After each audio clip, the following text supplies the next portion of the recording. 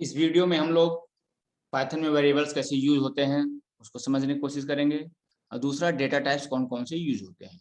Generally Python में दो प्रकार के डेटा टाइप्स यूज होते हैं। बिल्ट इन डेटा टाइप्स जो पाइथन के साथ है, पाइथन के साथ आता है, और दूसरा क्या है, यूजर डिफाइंड, जिसको यूजर डिफाइन करता है। एक एग्जांपल से समझने की कोशिश करते हैं कि वेरिएबल कैसे असाइन होता है। सी और जावा में या और भी जो प्रोग्रामिंग लैंग्वेज हैं उसमें हम अगर वेरिएबल को असाइन करना होता है तो जैसे एक वेरिएबल डिफाइन है इंटीजर x इक्वल टू 1, तो क्या होगा, मेमोरी लोकेशन पर x की जगह क्या आ जाएगा 1। एक बॉक्स रिप्रेजेंट कर रहा है मेमोरी लोकेशन, x नाम है वेरिएबल का, उसकी वैल्यू क्या है 1। फिर जब x इक्वल टू 2 लिखा गया है, integer x equal to 2, integer type की कोई वैल्यू x की जगह पे जहां 1 था वहां क्या हो जाएगा दूसरा 2। तो मीन्स यहाँ पे x equal to 1, x equal to 2। और integer y equal to x है तो क्या होगा, सेम जो x का एड्रेस है वो y को असाइन हो जाएगा। इसका मतलब x की वैल्यू भी 2 हो जाएगी और y की वैल्यू भी 2। ये तो हो गया C और जावा और इस प्रकार के लैंग्वेज में। लेकिन पाइथन में ऐसा नहीं होता है। पाइथन में वैल्यू जो है वो असाइन नहीं होती, बल्कि पाइथन में क्या रहता है, वो टैग बन जाता है। टैग मीन्स जैसे कोई नंबर दिया गया तो उसके साथ जो उसका नाम है उसके साथ वो बन जाता है। तो इस प्रकार से हम ये समझते हैं वेरिएबल जो है पाइथन में एज ए टैग की तरह देखा जाता है, नाम या टैग की तरह, जिसके साथ कोई न कोई वैल्यू अटैच होती है, ये हम कह सकते हैं। वो आसान है, वो अटैच रहती है वैल्यू। और ये जो वैल्यू है ये क्या होते हैं, पाइथन में जो वैल्यू रहती है ये ऑब्जेक्ट रहते हैं। जैसे x इक्वल टू 1 यहाँ पे है, x इक्वल टू 1, तो पहले 1 रहेगा, 1 आएगा, उसके बाद 1 को क्या हो जाएगा उसका नाम x, मीन्स x के साथ ये 1 क्या टाइड है। अब सपोज करिए इसकी वैल्यू चेंज हुई, x इक्वल टू 2, तो पहले 1 था बाद में 2 आ गया, तब उसकी जगह क्या हो जाएगा, ये 1 है और फिर नई वैल्यू साइन हो गई 2। अब यहाँ पे ध्यान देने वाली बात ये है कि जब 2 असाइन हो गया x को, पहले x की वैल्यू क्या थी 1, बाद में क्या हो गया 2, तो 1 वाली जो वैल्यू है वो अनरिफरेंस्ड हो जाती है और फिर गार्बेज कलेक्टर के द्वारा इसको रिमूव कर दिया जाता है। तो 1 क्या हो जाएगा, रिमूव हो जाएगा, इसकी वैल्यू क्या हो जाएगी 2। और जब x इक्वल टू y लिखेंगे तो x और y दोनों की वैल्यू ये 2 यहाँ डिनोट हो रहा है। तो इस प्रकार से मेमोरी भी इसमें कम लगती है। अब डेटा टाइप्स कौन कौन से यूज होते हैं। डेटा टाइप्स एक बिल्ट इन और दूसरा यूजर डिफाइंड। तो अभी हम लोग बिल्ट इन की बात करेंगे। डेटा टाइप्स जो पाइथन के साथ ऑलरेडी अवेलेबल है वो क्या बोले जाते हैं, बिल्ट इन डेटा टाइप्स। और जो यूजर के द्वारा क्रिएट होते हैं वो यूजर डिफाइंड डेटा टाइप्स। सी और जावा इसमें क्या होता है, कैरेक्टर डेटा टाइप्स होते हैं, लेकिन पाइथन में कैरेक्टर डेटा टाइप्स नहीं होता। तो पाइथन कैरेक्टर डेटा टाइप की जगह क्या यूज करता है, स्ट्रिंग डेटा टाइप, जिसको str कहते हैं। यहाँ समझने वाली बात यह है कि पाइथन में कैरेक्टर डेटा टाइप नहीं होता, उसकी जगह str डेटा टाइप्स या स्ट्रिंग डेटा टाइप्स यूज होते हैं। अब बिल्ट इन डेटा टाइप्स क्या क्या है, तो इसमें कई हैं, जैसे none, types, object, numeric, sequence, set, mapping. तो हम लोग पहले नन टाइप्स ऑब्जेक्ट नाम से ही क्लियर है कि इसके अंदर कोई भी वैल्यू नहीं होती है। बाय डिफॉल्ट जो है फंक्शन क्या रहेगा, वो नन, मीन्स केवल एक सिंगल वैल्यू रिटर्न होगी, वो भी नन रहेगा। न्यूमेरिक में क्या है, न्यूमेरिक जैसे हम लोग सी, जावा इन सब में देखते हैं इंटीजर, फ्लोट, कैरेक्टर। क्योंकि कैरेक्टर डेटा टाइप तो होता नहीं है, तो क्या होता है यहाँ पे integer, float and complex. Python में जो न्यूमेरिक डेटा टाइप्स हैं वो 3 होते हैं, integer, float and complex. Integer similar उसी तरह जिसमें इंटीजर वैल्यू होती है, इसमें कोई डेसिमल वैल्यू नहीं होती है, इंटीजर हो गए वो। और ये केवल क्या करता है, अब इसमें कोई साइज नहीं रहती, इसकी साइज मैक्सिमम नंबर तक इंटीजर को स्टोर कर सकता है। फ्लोटिंग में डेसिमल वाला है। फ्लोटिंग में चीज ध्यान देना है कि डेसिमल अगर लार्ज स्केल पे वैल्यू है कोई, उसमें हम क्या करेंगे, हम एक्सपोनेंशियल भी यूज कर सकते हैं। एक्सपोनेंशियल जो पावर ऑफ 10 को रिप्रेजेंट करता है। एक्सपोनेंशियल को यूज करने से ये फायदा है कि ज्यादा नंबर बहुत कम मेमोरी लोकेशन पर स्टोर हो सकता है या उससे रिप्रेजेंट किया जा सकता है। अब कॉम्प्लेक्स जो नंबर है वो x प्लस वाई जे या x प्लस बी जे के फॉर्म में रिप्रेजेंट किया जाता है। अब इसको हम चाहें तो एक एग्जाम्पल से इसको आप समझ में सकते हैं कि कैसे नंबर्स जो हैं कैसे वो यूज होते हैं इन डेटा टाइप्स का। जैसे हम लोग अपने जुपिटर नोटबुक पे आते हैं और सपोज करिए कोई एक नया, इसको समझ लेते हैं, जैसे अभी हम लोगों ने डिस्कस किया था उसको थोड़ा सा एग्जाम्पल के तौर पे कि कैसे ये होता है। जैसे सपोज करिए यहाँ पे x इक्वल टू 20.56 लिखा है, सो 20.56 हमने यहाँ लिखा इंटीजर x, तो देखिए 20 रिप्रेजेंट कर दिया।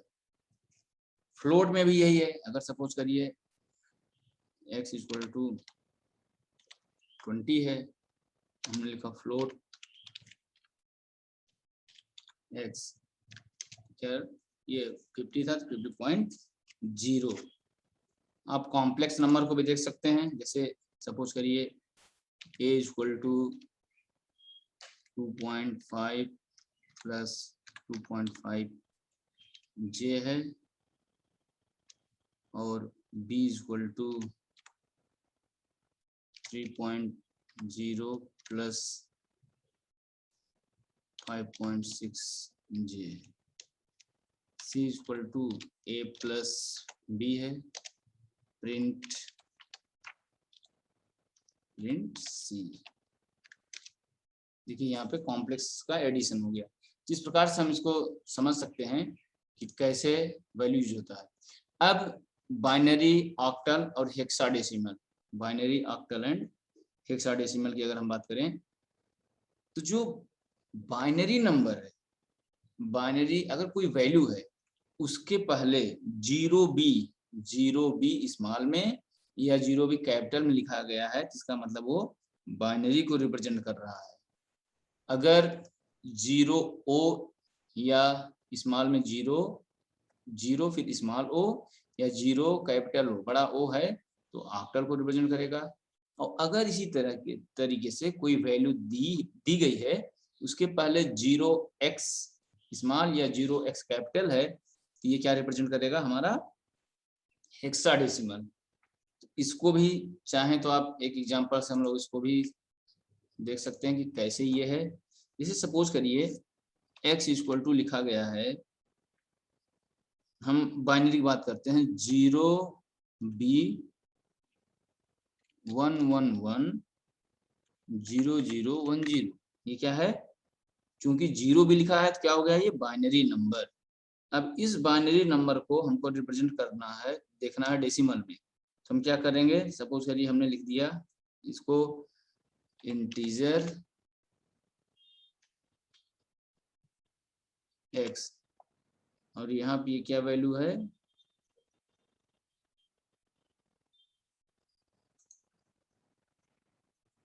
प्रिंट, हमको क्या करना है, इसका डेसिमल देखना, तो प्रिंट बाइनरी 1110010 इक्वल टू यहाँ पे कॉमा लगा के x। देखिए ये 114 हो गया। तो इस प्रकार से हम डेटा टाइप्स को, ये बाइनरी, ऑक्टल और हेक्साडेसिमल नंबर भी किस प्रकार से रिप्रेजेंट होता है पाइथन में, ये भी देख लिए।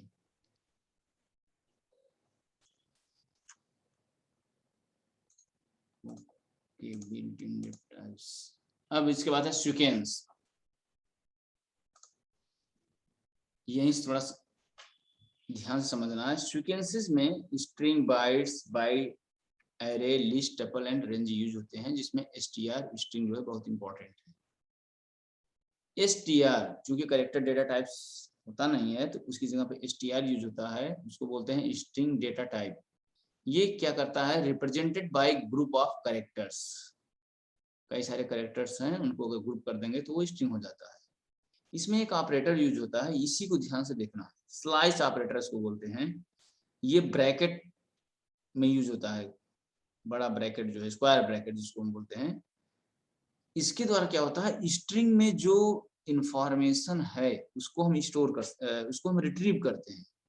जैसे सपोज करिए यहाँ पे हमने एक स्ट्रिंग लिखा है, यहाँ है वेलकम टू पाइथन, इसको हम welcome to Python string S लिखेंगे, प्रिंट एस, तो क्या हो जाएगा आउटपुट वेलकम टू पाइथन। इसको एक एग्जांपल से ही सीधे देखते हैं तो वहां से ज्यादा क्लियर होगा।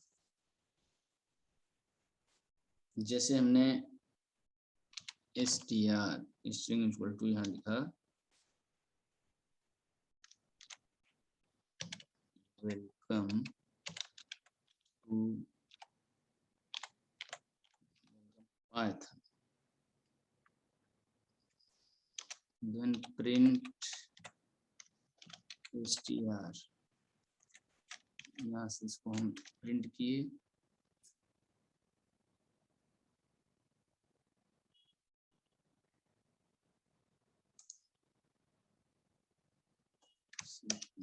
वेलकम टू पाइथन आ गया। अब हमको क्या करना है, स्लाइस ऑपरेटर यूज करना है। स्लाइस ऑपरेटर ये str के बगल में स्क्वायर ब्रैकेट लगेगा। एग्जांपल तौर पे जैसे हमने यहाँ पे लिखा प्रिंट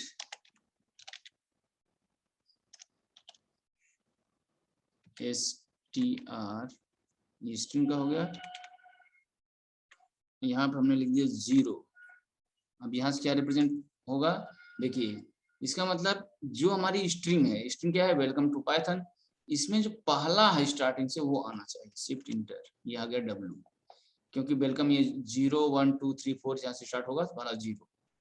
सिमिलरली हम इसको कॉपी करते हैं, यहाँ पेस्ट, और स्ट्रिंग 0 की जगह हमने लिखा 3 to 7। अब यहाँ से देखिए कम आ गया, क्यों, 3 से लेकर के 7 तक, 3 पे क्या है 0 1 2 3 4 5 6, अब 3 से लेकर के 6 तक, क्योंकि 7 नंबर पे क्या है E है, तो यहाँ से 0 से लेकर के 3 से लेकर के 6 तक की वैल्यू, नॉट 7, 0 1 2 3 4 5 6, ये लास्ट से एक पहले यहाँ तक की वैल्यू शो करेगा।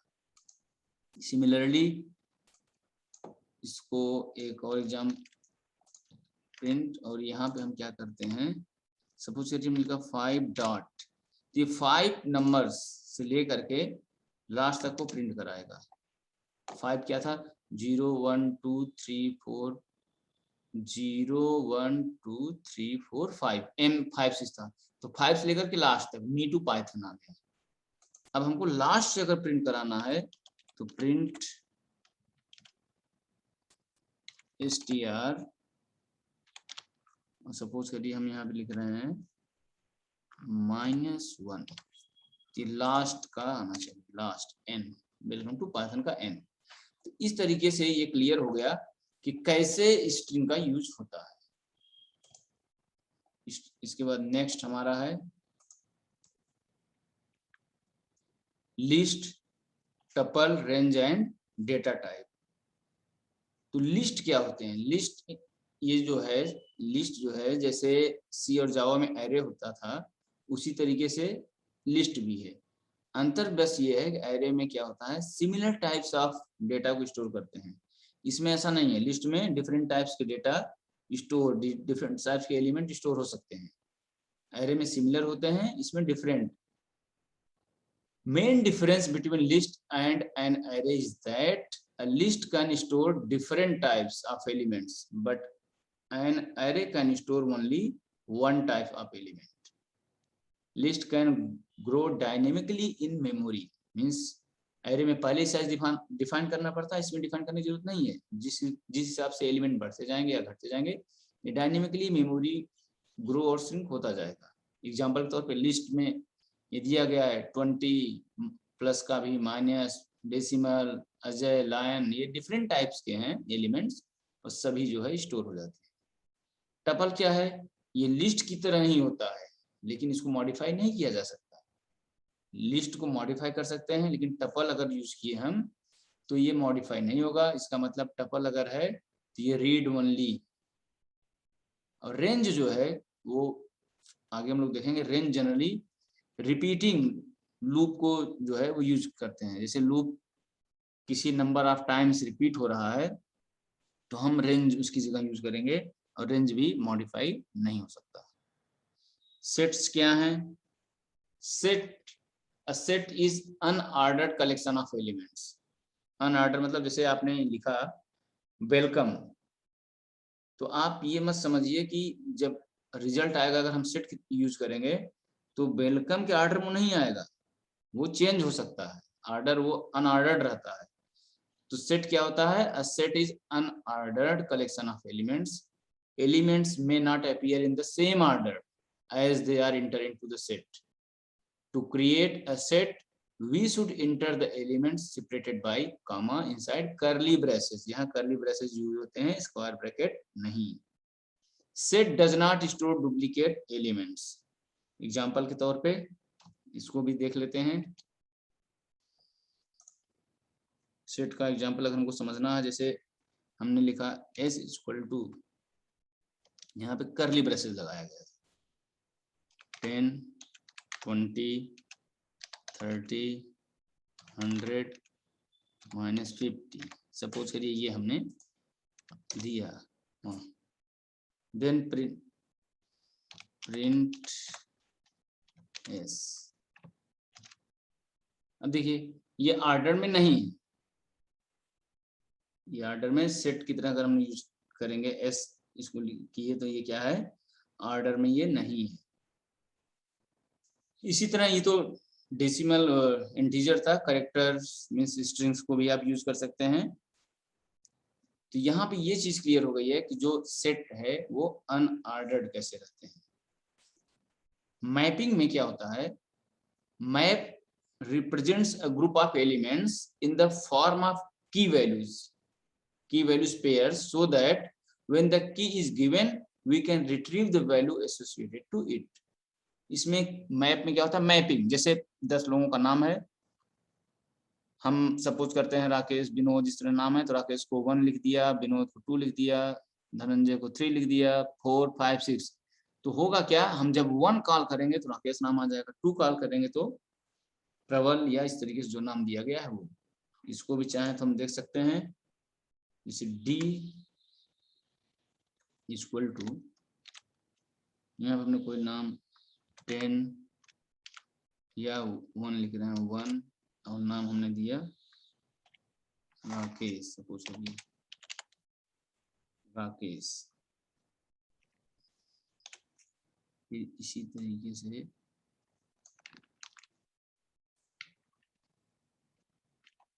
हम बस चेंज करते जाते हैं। 2 पे हम लिख दिए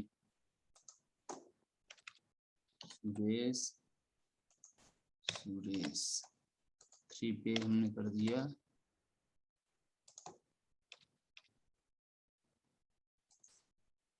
केशव,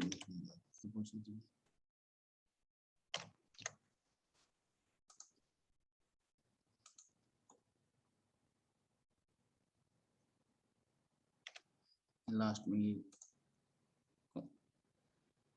अब हमको क्या करना है? Print D, suppose print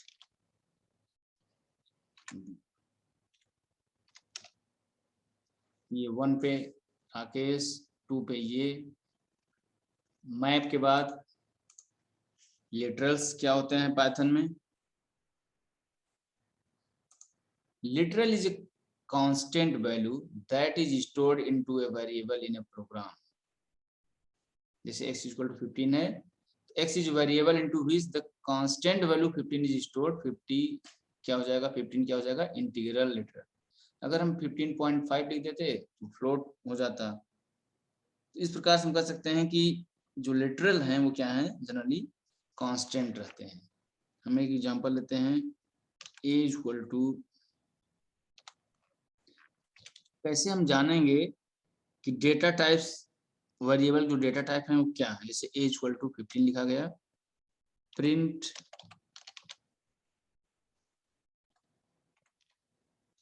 type A, हमको इसका टाइप जानना है। देखिए क्लास इंटीजर है। अब सेम आप किसी भी का दे सकते हैं, कोई भी। अब यहाँ पे हम यही चीज कॉपी कर लें और यहाँ पे 15.5 लिख दें,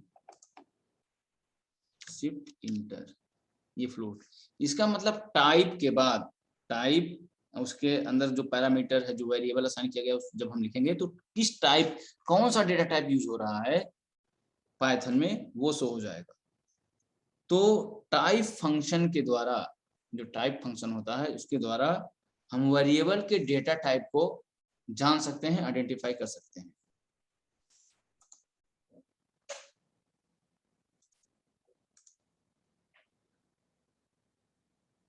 अब लास्ट में कुछ इंपॉर्टेंट पॉइंट्स हम लोगों को ध्यान देने हैं, जैसे कि Python has only single line comments. Python के पास क्या है, पाइथन सिर्फ सिंगल लाइन कमेंट्स यूज करता है जिसकी स्टार्टिंग हैश होती है। मल्टी लाइन कमेंट्स जो हम लोगों को दिखता है ट्रिपल सिंगल कोट्स या ट्रिपल डबल कोट्स के अंदर जो लिखते हैं और समझते हैं कि ये मल्टी लाइन कमेंट्स हैं, एक्चुअली वो स्ट्रिंग होते हैं जिसमें कोई वेरिएबल असाइन नहीं होता है। गार्बेज कलेक्टर के द्वारा उसकी मेमोरी की लोकेशन हटा दी जाती है, क्योंकि जब वेरिएबल नहीं असाइन हो रहा है तो मेमोरी भी नहीं असाइन होगी, इसलिए वो एज ए कमेंट शो होते हैं, लेकिन है नहीं। तो हम ये कह सकते हैं कि जो पाइथन है वो केवल सिंगल लाइन कमेंट्स उसके पास है।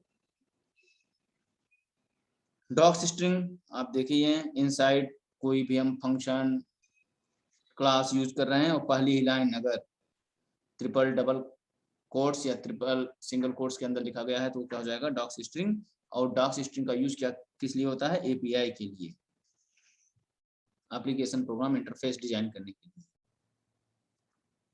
पाइथन में कैरेक्टर डेटा टाइप्स नहीं होते हैं। Python does not have a data type two represent a single character, ये ध्यान देना है।